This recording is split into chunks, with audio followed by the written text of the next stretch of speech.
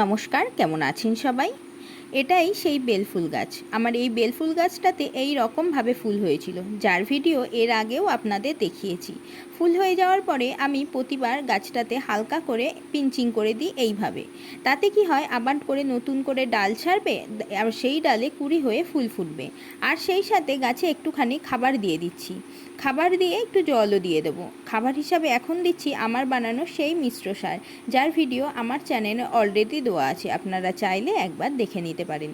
এইভাবে ফুল হয়ে যাওয়ার পরে একটুখানি পরিচর্যা এইরকম করি বলে আমি সেপ্টেম্বর মাস পর্যন্ত বেলি ফুল গাছে ফুল পাই।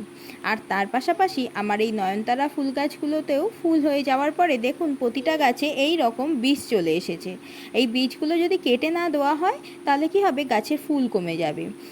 আর শুধু বীজই নয়, গাছের গোড়ায় যদি আগাছা থাকে বা গাছে কোথাও হলুদ পাতা, শুকনো ফুল যদি থাকে, সেগুলোকেও তুলে দিই। সেটা শুধু নয়নতারার ক্ষেত্রে নয়, আমি সব গাছের ক্ষেত্রেও এই জিনিসটা করি। গাছে শুধু খাবার দিলে বা সার দিলেই হয় না, গাছের এই দিকগুলোও খেয়াল রাখতে হয়। আর গাছের এই ছোট ছোট যত্নগুলো নিই বলেই আমি প্রতিটা গাছে সুন্দরভাবে ফুল পাই।